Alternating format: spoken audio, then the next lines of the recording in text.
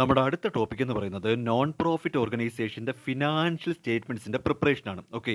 So നമ്മളെ സംബന്ധിച്ച് ഒരു നോൺ പ്രോഫിറ്റ് ഓർഗനൈസേഷൻ പ്രിപ്പയർ ചെയ്യുന്നത് പ്രധാനമായിട്ടും receipt and payment account, income and expenditure account, balance sheet.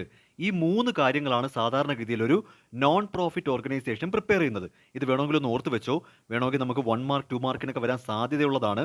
നിങ്ങൾ മനസ്സിലാക്കി വെക്കേണ്ട ഒരു കാര്യം, ഒരു പ്രോഫിറ്റ് മേക്കിംഗ് ഓർഗനൈസേഷൻ ആണെങ്കിൽ, സാധാരണ ബിസിനസ് ഉണ്ടല്ലോ, ഒന്ന് ഓർത്ത് വെച്ചോ. ഒരു പ്രോഫിറ്റ് മേക്കിംഗ് ഓർഗനൈസേഷൻ ആണെങ്കിൽ ഇവരുടെ ഫൈനൽ അക്കൗണ്ട്സ് എന്ന് പറയുന്നത് trading account, P and L account, balance sheet. അപ്പോൾ പ്രോഫിറ്റ് മേക്കിംഗ് ഓർഗനൈസേഷൻ്റെ ഫൈനൽ അക്കൗണ്ട്സ് ആണ് trading account, P and L account, balance sheet. Okay. ഇനി നോൺ പ്രോഫിറ്റ് മേക്കിംഗ് ആണെങ്കിൽ, നോൺ പ്രോഫിറ്റ് മേക്കിംഗ് ഓർഗനൈസേഷൻ ആണെങ്കിൽ ഇവരുടെ ഫൈനൽ അക്കൗണ്ട്സ് എന്ന് പറയുന്നത് receipt and payment account, income and expenditure account, balance sheet. അപ്പോൾ ഈ കാര്യം ജസ്റ്റ് ഒന്ന് ഓർത്ത് വെച്ചോ, നാളെ എവിടെയെങ്കിലുമൊക്കെ യൂസ്ഫുൾ ആകും. അപ്പോൾ അത് ഇങ്ങനെയാണ് മനസ്സിലാക്കേണ്ടത്. പ്രോഫിറ്റ് മേക്കിംഗ് ഓർഗനൈസേഷൻസ് പ്രിപ്പയർ ചെയ്യുന്നതാണ് trading account, P and L account, balance sheet. Non profit making organisations prepare ചെയ്യുന്നത് receipt and payment account, income and expenditure account, balance sheet. Okay. So നമുക്ക് ഡീൽ ചെയ്യാനുള്ളത് അപ്പോൾ നോൺ പ്രോഫിറ്റ് ഓർഗനൈസേഷനെ പറ്റിയാണ്. So നമ്മൾ prepare ചെയ്യേണ്ടത് ഈ ഒരു 3 കാര്യങ്ങളാണ്. അപ്പോൾ നമ്മുടെ ഈ ഒരു ചാപ്റ്റർ എന്ന് പറയുന്നത് preparation of receipt and payment account വരും, preparation of income and expenditure account വരും, then preparation of balance sheet.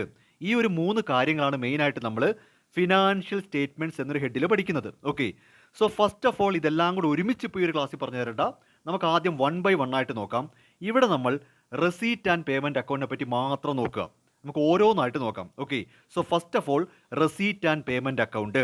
ഇവിടെയും നിങ്ങൾ മനസ്സിലാക്കേണ്ട ഒരു കാര്യം, ശരിക്കും പറഞ്ഞാൽ ഒരു നോൺ പ്രോഫിറ്റ് ഓർഗനൈസേഷൻ അവരുടെ ആദ്യത്തെ ബുക്ക് അവരാദ്യമായിട്ട് പ്രിപ്പയർ ചെയ്യുന്നത് ഡയറക്റ്റായിട്ട് കയറി റെസീറ്റ് ആൻഡ് പേയ്മെൻറ്റ് അക്കൗണ്ട് അല്ല പ്രിപ്പയർ ചെയ്യുന്നത്. ശരിക്കും ഇവർ ആദ്യം പ്രിപ്പയർ ചെയ്യുന്നൊരു ക്യാഷ് ബുക്കാണ്. മനസ്സിലാവുന്നുണ്ടോ? ഒരു നോൺ പ്രോഫിറ്റ് ഓർഗനൈസേഷൻ ഏറ്റവും ആദ്യം പ്രിപ്പയർ ചെയ്യേണ്ടുന്നത് ഒരു ക്യാഷ് ബുക്കാണ്. ഈ ക്യാഷ് ബുക്കിൻ്റെ പ്രിപ്പറേഷൻ എന്ന് പറയുന്നത് ഡെയിലി ബേസിസിൽ, ഇപ്പോൾ ഒരു ക്ലബ്ബാന്ന് വിചാരിക്കാം, ഒരു എക്സാമ്പിളായിട്ട് ഒരു നോൺ പ്രോഫിറ്റ് ഓർഗനൈസേഷൻ ഒരു ക്ലബ്ബാന്ന് വിചാരിക്കാം. ഓക്കെ. ഈ ക്ലബിനെ സംബന്ധിച്ച് ഇവരുടെ ഡെയിലി ബേസിസിൽ ഇവരുടെ വരവും ചെലവും, എത്ര രൂപ വരുന്നു, എത്ര രൂപ പോകുന്നു, എത്ര കിട്ടി, എത്ര പോയി, ഇത് ഡെയിലി ബേസിസിൽ ബുക്കിൽ രേഖപ്പെടുത്തി വെക്കുന്നതാണ് സത്യത്തിൽ ക്യാഷ് ബുക്ക് എന്ന് പറയുന്നത്. അല്ലാതെ ക്യാഷ് ബുക്കിന് വേറെ മീനിങ് ഒന്നുമില്ല. ക്യാഷ് ബുക്ക് എന്ന് പറഞ്ഞാൽ ഒരു നോൺ പ്രോഫിറ്റ് ഓർഗനൈസേഷനിലേക്ക് ഡെയിലി ബേസിസിൽ വരുന്ന പൈസ, ആ ഒരു ഓർഗനൈസേഷനിലേക്ക് കിട്ടുന്ന പൈസയും അവരുടെ ചെലവും, വരവും ചെലവും ഡെയിലി ബേസിസിൽ എഴുതി വെക്കുന്നതാണ് ക്യാഷ് ബുക്ക് എന്ന് വിളിക്കുന്നത്. ഓക്കെ. അപ്പോൾ ഒരു വർഷം 365 ദിവസവും ഇവർക്ക് ട്രാൻസാക്ഷൻ ഉണ്ടെങ്കിൽ, 365 ദിവസവും ഈ ഒരു ഓർഗനൈസേഷൻ ട്രാൻസാക്ഷൻ ഉണ്ടെങ്കിൽ ഈ 365 ദിവസവും ക്യാഷ് ബുക്കിൽ എൻട്രീസ് രേഖപ്പെടുത്തും. പൈസ കിട്ടി പോയി, കിട്ടി പോയി, കിട്ടി പോയി, ഈ രീതിയിൽ എല്ലാ ദിവസവും ഡെയിലി ബേസിസിൽ വളരെ ഡീറ്റെയിൽ ആയിട്ട് ഓരോ ഐറ്റവും എത്ര രൂപ ഏത് വഴിക്ക് കിട്ടി, എത്ര രൂപ ഏത് വഴിക്ക് പോയി, ദെൻ വീണ്ടും നാളെ, ഇന്ന്, നാളെ, മറ്റേ ഇങ്ങനെ ഓരോ ഡേറ്റ് ഇട്ട് ഡെയിലി ബേസിസിൽ വരുന്ന പൈസയും പോകുന്ന പൈസയും രേഖപ്പെടുത്തുന്ന പരിപാടിയാണ് പ്രിപ്പറേഷൻ ഓഫ് ക്യാഷ് ബുക്ക് എന്ന് പറയുന്നത്. അപ്പോൾ എല്ലാ നോൺ പ്രോഫിറ്റ് മേക്കിംഗ് ഓർഗനൈസേഷനും ഫസ്റ്റ് ഓഫ് ഓൾ പ്രിപ്പയർ ചെയ്യുന്നത് ഒരു ക്യാഷ് ബുക്ക് ആയിരിക്കും. ക്യാഷ് ബുക്കിൻ്റെ പ്രിപ്പറേഷനൊന്നും നമുക്ക് പഠിക്കാൻ വരത്തില്ല. കാര്യം അത് 365 ദിവസവും ഡെയിലി ബേസിസിൽ എഴുതുന്നൊരു പരിപാടി. ഒന്ന് മാത്രം ഓർത്ത്, ഇപ്പം ജനുവരി 1-ാം തീയതി ആ ഡേറ്റ് ഇടും. ജനുവരി 1-ാം തീയതി ഒരു 1000 രൂപ സബ്സ്ക്രിപ്ഷനായിട്ട് കിട്ടി. ജനുവരി 2-ാം തീയതി ന്യൂസ് പേപ്പറുകാരന് പൈസ കൊടുത്തു 350, വീണ്ടും പൈസ കിട്ടി, പൈസ പോയി. 4-ാം തീയതി പൈസ കിട്ടി, പോയി. 5-ാം തീയതി കിട്ടി, പോയി. ഇങ്ങനെ 365 ദിവസത്തെയും കാര്യങ്ങൾ, ഒരു വർഷത്തിലെ 365 ദിവസത്തിലെയും കാര്യങ്ങൾ ഇങ്ങനെ ഓരോന്നും ഡീറ്റെയിൽ ആയിട്ട് ഓരോ ഐറ്റവും ഇങ്ങനെ എഴുതി എഴുതി വെക്കുന്ന ഒരു ബുക്കാണ് ക്യാഷ് ബുക്ക് എന്ന് പറയുന്നത്. ഓക്കെ. ഈ ക്യാഷ് ബുക്കിൽ നിന്നാണ്, ഇനി കേട്ടോണേ, ഈ ക്യാഷ് ബുക്കിൻ്റെ ഡീറ്റെയിൽസിൽ നിന്നാണ് നമ്മൾ ശരിക്കും receipt and payment account prepare ചെയ്യേണ്ടത്. ഇത് പറയാനാണ് ഞാൻ പറഞ്ഞു വരുന്നത്. അല്ലാതെ ഒരിക്കലും ഒരു നോൺ പ്രോഫിറ്റ് ഓർഗനൈസേഷൻ അവരുടെ ട്രാൻസാക്ഷൻസ് ഡയറക്റ്റായിട്ട് എടുത്ത് റെസീറ്റ് ആൻഡ് പേയ്മെൻറ്റ് അക്കൗണ്ടിലല്ല എഴുതുന്നത്. അവരാദ്യം പോസ്റ്റ് ചെയ്യുന്നത് ക്യാഷ് ബുക്കിലായിരിക്കും. ക്ലിയർ ആയി വരുന്നുണ്ടോ? അപ്പോൾ ഒരു ക്ലബിനെ സംബന്ധിച്ച് അവിടെ നടക്കുന്ന ഡെയിലി ആക്ടിവിറ്റീസ്, ഡെയിലി എത്ര രൂപ വരുന്നു, ഡെയിലി എത്ര രൂപ പോകുന്നു, ആ ഡെയിലി ബേസിസിൽ ഒരു ബുക്ക് പ്രിപ്പയർ ചെയ്യും. That is cash book. അതാണ് ക്യാഷ് ബുക്ക്. ഓക്കെ. അപ്പോൾ ഒരു വർഷത്തിൻ്റെ അവസാനം 12 മാസം കഴിഞ്ഞതിന് ശേഷം വർഷം അവസാനിക്കുമ്പോൾ ഈ ക്യാഷ് ബുക്കിൽ നിന്നുള്ള ഡീറ്റെയിൽസ് വെച്ചാണ് നമ്മൾ receipt and payment account prepare ചെയ്യുന്നത്. അതെങ്ങനെയാണെന്ന് കൂടെ പറഞ്ഞുതരാം. സി ഇപ്പം നമ്മുടെ ക്ലബ്ബ് എന്ന് പറയുന്നത് ഒരു റെൻ്റൽ കെട്ടിടമാണ്, റെൻ്റൽ ബിൽഡിംഗ്, വാടക കെട്ടിടമാണെന്ന് വിചാരിക്കുക. ഓക്കെ, മാസ വാടക 1000 രൂപ കൊടുക്കണം. അപ്പം നമ്മുടെ ക്ലബ്ബ് എന്ന് പറയുന്നത് ഒരു വാടക കെട്ടിടത്തിലാണ് പ്രവർത്തിക്കുന്നത്. ഓക്കെ, അപ്പം നമ്മുടെ മന്ത്ലി റെൻ്റ് എന്ന് പറയുന്നത് 1000 രൂപയാണ്. ഓക്കെ, ക്യാഷ് ബുക്കിനെ സംബന്ധിച്ച് നമ്മൾ എപ്പോഴൊക്കെ റെൻറ്റ് കൊടുക്കുന്നുണ്ടോ അത് പേയ്മെൻ്റ് ആയിട്ട് ക്യാഷ് ബുക്കിൽ വരും. അപ്പോൾ എല്ലാ മാസവും റെൻറ്റ് കൊടുത്തു എന്നുള്ളൊരു എൻട്രി ക്യാഷ് ബുക്കിനകത്ത് എന്തായാലും കാണും. അപ്പോൾ ഒരു വർഷം 12 തവണ നമ്മൾ റെൻറ്റ് കൊടുക്കും. മനസ്സിലാവുന്നുണ്ടോ? ഒരു മാസം 1000 രൂപയല്ലേ റെൻറ്റ്, അപ്പോൾ അതുപോലെ നമ്മൾ 12 മാസവും കൊടുക്കണമല്ലോ. അപ്പോൾ ക്യാഷ് ബുക്കിനെ സംബന്ധിച്ച് 12 സ്ഥലത്ത് റെൻറ്റ് കൊടുത്തു എന്ന് കാണും. അതായത് 12 മാസവും ആ എൻട്രി വരും. ഓക്കെ, എന്നാൽ receipt and payment account prepare ചെയ്യുമ്പോൾ ഈ ഐറ്റംസ് ഇങ്ങനെ റിപ്പീറ്റ് ചെയ്ത് വരത്തില്ല. ഒരു വർഷത്തേക്ക് എത്ര രൂപ റെൻറ്റ് കൊടുത്തു എന്ന് മാത്രമേ കാണൂ. റെൻറ്റ് 12,000. അപ്പോൾ റെസീറ്റ് ആൻഡ് പേയ്മെൻറ്റ് അക്കൗണ്ട് എന്ന് പറയുന്നത് ക്യാഷ് ബുക്കിലെ ഐറ്റംസിൻ്റെ സമ്മറിയാണ്. ഒരൈറ്റം വീണ്ടും റിപ്പീറ്റ് ചെയ്യത്തില്ല. ആ ഐറ്റത്തിൻ്റെ പേരെഴുതിയിട്ട് ഒരു വർഷത്തേക്കുള്ള എമൗണ്ട് ഒരുമിച്ച് അങ്ങ് പോസ്റ്റ് ചെയ്യും. ഇതാണ് റെസീറ്റ് ആൻഡ് പേയ്മെൻറ്റ് അക്കൗണ്ടിൻ്റെ പ്രിപ്പറേഷൻ രീതി. ഞാൻ പറയുന്നത് മനസ്സിലാവുന്നുണ്ടോ? ക്യാഷ് ബുക്കിനകത്ത് ഒരൈറ്റം തന്നെ വീണ്ടും റിപ്പീറ്റ് ചെയ്യും. ഇപ്പോൾ പത്രക്കാരന് പൈസ കൊടുത്തു, ന്യൂസ് പേപ്പറിന് വേണ്ടി പൈസ കൊടുത്തു. നമ്മൾ മാസാമാസമാണല്ലോ പൈസ കൊടുക്കുന്ന. ഇപ്പോൾ എക്സാമ്പിളായിട്ട് 100 രൂപയാണെന്ന് വിചാരിക്കുക. ന്യൂസ് പേപ്പറിന് വേണ്ടി എല്ലാ മാസവും 100 രൂപ കൊടുത്തു. അപ്പോൾ ക്യാഷ് ബുക്കിൽ ഇത് 12 തവണ എഴുതും. ക്യാഷ് ബുക്കിൽ ഇത് ഡെയിലി എഴുതിക്കൊണ്ടിരിക്കുക എന്ന് പറഞ്ഞാൽ ഒരു വർഷം 12 തവണ ഈ ഒരു ട്രാൻസാക്ഷൻ വരും. ന്യൂസ് പേപ്പറിന് പൈസ കൊടുത്തു ജനുവരി, ന്യൂസ് പേപ്പറിന് പൈസ കൊടുത്തു ഫെബ്രുവരി, ന്യൂസ് പേപ്പറിന് പൈസ കൊടുത്തു മാർച്ച്. ഇതേ ഐറ്റം റെസീറ്റ് ആൻഡ് പേയ്മെൻറ്റ് അക്കൗണ്ടിൽ വരുമ്പോൾ പേയ്മെൻ്റ് ആയിട്ട് ന്യൂസ് പേപ്പർ ഒറ്റ ഇതേ വരത്തോള് 1200 രൂപ കൊടുത്തു. മനസ്സിലാവുന്നുണ്ടോ? അപ്പോൾ ക്യാഷ് ബുക്കിൻ്റെ സമ്മറിയാണ് ശരിക്കും റെസീറ്റ് ആൻഡ് പേയ്മെൻറ്റ് അക്കൗണ്ട്. അപ്പോൾ ക്യാഷ് ബുക്കിൻ്റെ ടോട്ടലും ക്യാഷ് ബുക്കിൻ്റെ എമൗണ്ടിൻ്റെ ടോട്ടലും റെസീറ്റ് ആൻഡ് പേയ്മെൻറ്റ് അക്കൗണ്ടിൻ്റെ എമൗണ്ടിൻ്റെ ടോട്ടലും സെയിം ആയിരിക്കും. ക്യാഷ് ബുക്കിൻ്റെ ബാലൻസും റെസീറ്റ് ആൻഡ് പേയ്മെൻറ്റ് അക്കൗണ്ടിൻ്റെ ബാലൻസും സെയിം ആയിട്ട് തന്നെ നിൽക്കും. കാര്യം അവിടുത്തെ ടോട്ടൽ ട്രാൻസാക്ഷൻ നമ്മളെടുത്ത് സമ്മറൈസ്ഡ് രൂപത്തിലാക്കുന്നതേ ഉള്ളൂ. ഒന്നും മിസ്സായി പോകത്തില്ല. ക്ലിയർ ആവുന്നുണ്ടോ? ഇപ്പം മെമ്പേഴ്സ് സബ്സ്ക്രിപ്ഷൻ ഫീ അടയ്ക്കണം. ക്ലബിലോട്ട് മെമ്പേഴ്സ് സബ്സ്ക്രിപ്ഷൻ ഫീ ഇങ്ങനെ അടച്ചുകൊണ്ടിരിക്കണം. ഇപ്പോൾ ഒരു മെമ്പർ അടയ്ക്കുന്നത് 100 രൂപയാണെങ്കിൽ ക്യാഷ് ബുക്കിൽ എല്ലാ മാസവും ഈ 100 രൂപ കിട്ടി എന്ന് കാണിക്കും. അപ്പോൾ റെസീറ്റ് ആൻഡ് പേയ്മെൻറ്റ് അക്കൗണ്ടിലോ റെസീപ്റ്റ് സൈഡിൽ സബ്സ്ക്രിപ്ഷൻ എന്നും പറഞ്ഞ് ഒരൊറ്റ എമൗണ്ടേ കാണൂ, 1200. ഇത് മാസം കാണിക്കത്തില്ല, ഒരു വർഷത്തേക്കുള്ളൊരു എമൗണ്ടേ കാണിക്കത്തുള്ളൂ. ചുരുക്കി പറഞ്ഞാൽ ക്യാഷ് ബുക്ക് എന്ന് പറയുന്നത് ഡെയിലി ബേസിസിൽ ഡീറ്റെയിൽ ആയിട്ട് എഴുതുന്നൊരു ബുക്കാണ്. ആ ഡീറ്റെയിൽ ആയിട്ടുള്ള ബുക്കിൻ്റെ ഒരു സമ്മറൈസ്ഡ് രൂപമാണ് റെസീറ്റ് ആൻഡ് പേയ്മെൻറ്റ് അക്കൗണ്ട്. ഫലത്തിൽ രണ്ടും ഒരേ എമൗണ്ട് തന്നെ വരും ടോട്ടൽ ചെയ്യുമ്പോൾ. ഇപ്പോൾ റെൻ്റ് എന്ന് പറയുന്നത് ക്യാഷ് ബുക്കിനകത്ത് ഓരോ മാസവും 1000 രൂപ എന്ന് പറഞ്ഞാൽ റെസീറ്റ് ആൻഡ് പേയ്മെൻറ്റ് അക്കൗണ്ടിൽ ഒരു വർഷം 12,000 എന്ന് എഴുതും. ഇപ്പോൾ റെസീറ്റ് ആൻഡ് പേയ്മെൻറ്റ് അക്കൗണ്ടിൽ പെർട്ടിക്കുലർ പീരീഡിലേക്കാണ്, നോർമലി 1 ഇയറിലേക്ക്. ഇപ്പോൾ റെസീറ്റ് ആൻഡ് പേയ്മെൻറ്റ് അക്കൗണ്ടിൽ ഒരു വർഷത്തേക്കുള്ള റെസീറ്റും പേയ്മെൻറ്റും ഒരുമിച്ച് എഴുതും. അതെവിടുന്നാണ് എഴുതുന്നത്? ക്യാഷ് ബുക്കിൽ നിന്നാണ് എഴുതുന്നത്. അപ്പോൾ ക്യാഷ് ബുക്ക് എന്ന് പറയുമ്പോൾ ഡെയിലി റെക്കോർഡ് ചെയ്യുന്നൊരു പരിപാടിയാണ്. ഓക്കെ, അപ്പോൾ റെസീറ്റ് ആൻഡ് പേയ്മെൻറ്റ് അക്കൗണ്ട് എന്താണെന്ന് ചോദിച്ചാൽ റെസീറ്റും പേയ്മെൻറ്റും രേഖപ്പെടുത്തുന്നു എന്നതിനപ്പുറത്തേക്ക് നിങ്ങൾ എഴുതേണ്ടത് ഇത് ശരിക്കും പറഞ്ഞാൽ ഒരു സമ്മറിയാണ്. റെസീറ്റ് ആൻഡ് പേയ്മെൻറ്റ് അക്കൗണ്ട് എന്ന് പറയുമ്പോൾ ഇവിടെ പറയുന്നുണ്ട്, കൃത്യമായിട്ട് പറയുന്നുണ്ട്. ബോൾഡ് ലെറ്റർ തന്നെ ഉണ്ട്, summary of all cash receipt and payment. Cash ബുക്കിനകത്ത്, അതായത് ക്യാഷ് ബുക്കിനകത്ത് റെക്കോർഡ് ചെയ്യുന്ന എല്ലാ റെസീറ്റിൻ്റെയും പേയ്മെൻറ്റിൻ്റെയും ഒരു സമ്മറി അക്കൗണ്ടിങ് ഇയറിൻ്റെ അവസാനം ഒരു സമ്മറി ആയിട്ട് എടുത്ത് എഴുതുന്ന പരിപാടിയാണ് ഈ റെസീറ്റ് ആൻഡ് പേയ്മെൻറ്റ് അക്കൗണ്ട്.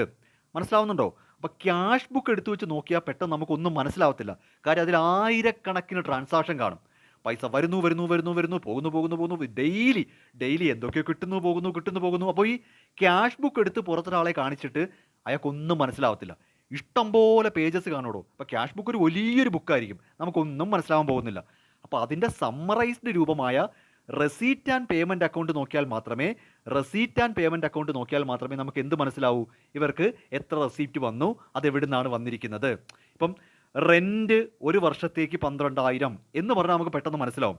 പക്ഷേ ക്യാഷ് ബുക്ക് എടുത്ത് നിന്ന് നമ്മൾ ജനുവരിയിൽ റെൻറ്റ് കൊടുത്ത് നോക്കണം, ഫെബ്രുവരി റെൻറ്റ് കൊടുത്ത് നോക്കണം. എന്നിട്ട് അവസാനം നമ്മൾ ഇത് കാൽക്കുലേറ്റ് ചെയ്യേണ്ടി വരും. അപ്പോൾ ഈ ക്യാഷ് ബുക്ക് എന്ന് പറയുന്നത് ഇൻറ്റേർണലി ആ ബുക്ക് പ്രിപ്പയർ ചെയ്യുന്ന ആൾക്ക് ഡെയിലി ട്രാൻസാക്ഷൻ എഴുതി വെക്കാൻ മാത്രമാണ്. ഫൈനലി ഇത് മറ്റൊരാളെടുത്ത് കാണിക്കാനായിട്ട് ക്യാഷ് ബുക്ക് പറ്റത്തില്ല. അതിനുവേണ്ടിയാണ് ഈ receipt and payment account prepare ചെയ്യുന്നത്. പിന്നെ ഒരു കാര്യം കൂടെ ഓർത്തോ, ആ ഒരു ക്ലബിനകത്ത് അല്ലെങ്കിൽ ആ ഒരു നോൺ പ്രോഫിറ്റ് ഓർഗനൈസേഷൻ നടക്കുന്ന എല്ലാത്തരം ക്യാഷ് ട്രാൻസാക്ഷൻസും ഈ പറയുന്ന ക്യാഷ് ബുക്കിനകത്തും അതുപോലെ റെസീറ്റ് ആൻഡ് പേയ്മെൻറ്റ് അക്കൗണ്ട്സും വരും. അതിൽ ഈ ക്യാപിറ്റൽ എക്സ്പെൻഡിച്ചർ ആണോ, റവന്യൂ എക്സ്പെൻഡിച്ചർ ആണോ, അങ്ങനത്തെ ക്ലാസിഫിക്കേഷൻ ഒന്നുമില്ല. ഒരു സാധാരണക്കാരന് മനസ്സിലാവുന്ന കണക്ക് എല്ലാ ക്യാഷ് ട്രാൻസാക്ഷനും, അതിപ്പോൾ ഫർണിച്ചർ മേടിച്ചാലും കമ്പ്യൂട്ടർ മേടിച്ചാലും അസറ്റ് വാങ്ങി അതൊന്നും നോക്കണ്ട. ക്യാഷ് ട്രാൻസാക്ഷൻ അതായത് ക്യാപിറ്റൽ എക്സ്പെൻഡിച്ചർ ആണോ, റവന്യൂ എക്സ്പെൻഡിച്ചർ ആണോ, ക്യാപിറ്റൽ റെസീറ്റ് ആണോ, റവന്യൂ റെസീറ്റ് ആണോ, ഇങ്ങനത്തെ തരംതിരിവൊന്നും റെസീറ്റ് ആൻഡ് പേയ്മെൻറ്റ് അക്കൗണ്ടിലില്ല. പണം വന്നു, പണം പോയി, ദാറ്റ്സ് ഓൾ. പൈസ വന്നാലും ഒരു ഫിക്സഡ് അസറ്റ് വിറ്റെന്ന് വിചാരിച്ചു, ഒരു ഫർണിച്ചർ എടുത്ത് വിൽക്കുമ്പോൾ പൈസ വരുമല്ലോ, അതടക്കം റെസീറ്റ് ആൻഡ് പേയ്മെൻറ്റ് അക്കൗണ്ടിൽ റെക്കോർഡ് ചെയ്യും. അപ്പോൾ ചുരുക്കി പറഞ്ഞാൽ റെസീറ്റ് ആൻഡ് പേയ്മെൻറ്റ് അക്കൗണ്ട് എന്ന് പറയുന്നത് പ്യുവർലി ക്യാഷ് ബുക്കിൻ്റെ ഒരു കുഞ്ഞനിയനാണ്. ക്യാഷ് ബുക്കിനെ ഒന്ന് ബോൺസായി രൂപത്തിലാക്കും, ഒരു ചെറിയ രൂപത്തിലാക്കുവാണ്. ക്യാഷ് ബുക്കിൻ്റെ സമ്മറൈസ്ഡ് രൂപമാണ്. അപ്പോൾ ക്യാഷ് ബുക്കിനകത്ത് വരുന്ന എല്ലാ കാര്യങ്ങളും റെസീറ്റ് ആൻഡ് പേയ്മെൻറ്റ് അക്കൗണ്ടിനകത്ത് വരും, സമ്മറൈസ്ഡ് രൂപമായിട്ട് വരും, ഡീറ്റെയിൽ ആയിട്ട് കാണത്തില്ല. ക്ലിയർ ആവുന്നുണ്ടോ? അപ്പോൾ ഇതാണ് ഈ റെസീറ്റ് ആൻഡ് പേയ്മെൻറ്റ് അക്കൗണ്ട്.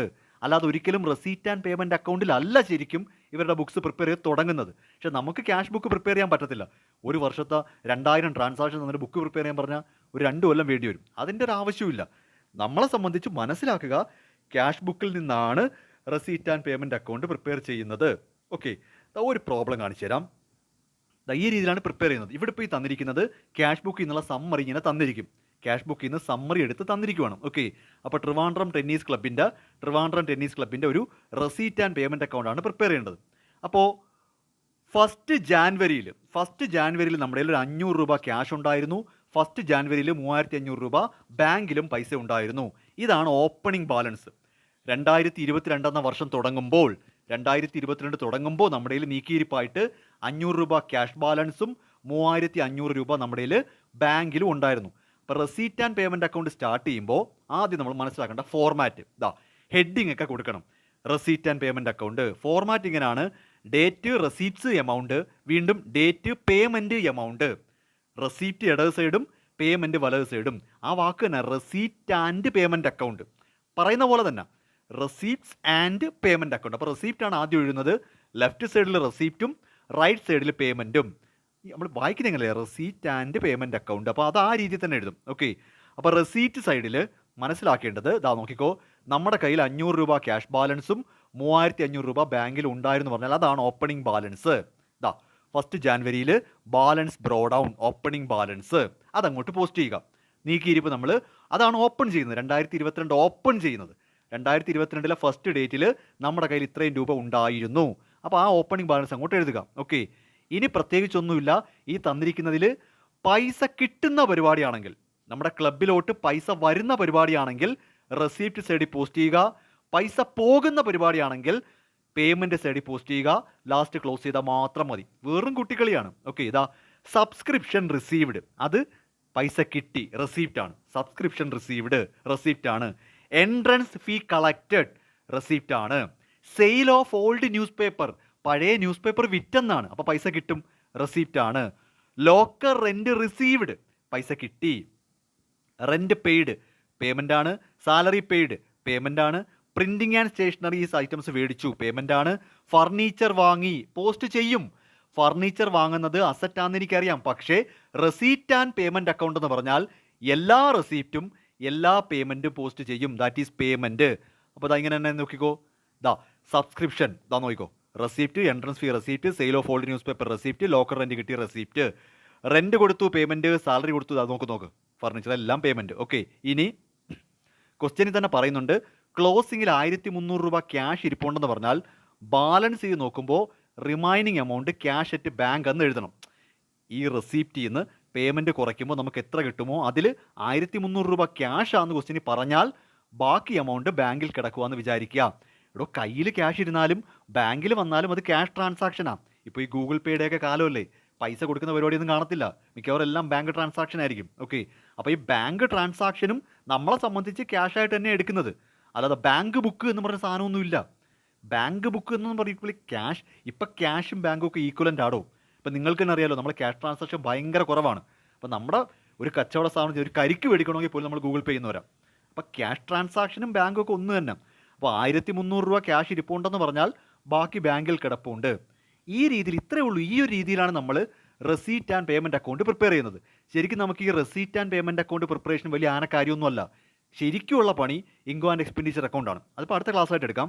അപ്പോൾ ആദ്യം മനസ്സിലാക്കേണ്ടത് ബേസിക്കലി ഇങ്ങനെ മനസ്സിലാക്കുക. ഓക്കെ, അപ്പോൾ ക്യാഷ് ബുക്കിൽ നിന്നാണ് നമ്മൾ ഈ ഒരു സമ്മറൈസ്ഡ് രൂപത്തിലോട്ട് എത്തുന്നത്.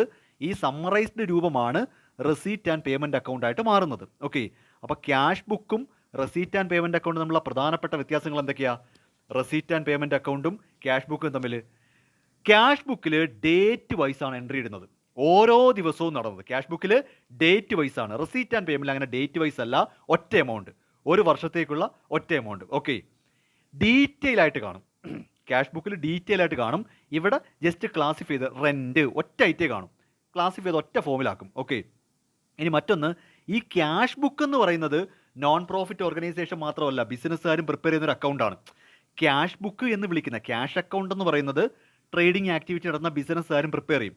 അപ്പോൾ ക്യാഷ് ബുക്ക് എന്ന് പറയുന്നത് നോൺ പ്രോഫിറ്റ് ഓർഗനൈസേഷനും പ്രോഫിറ്റ് ഓർഗനൈസേഷനും ഒക്കെ പ്രിപ്പയർ ചെയ്യുന്ന ഐറ്റമാണ്. പക്ഷേ ഈ പറയുന്ന receipt and payment account non profit organisation മാത്രമേ പ്രിപ്പയർ ചെയ്യൂ. നേരത്തെ പറഞ്ഞ ഡെയിലി ബേസിസ് ആണ്, ഇതൊരു പർട്ടിക്കുലർ പീരീഡിലേക്കാണ്.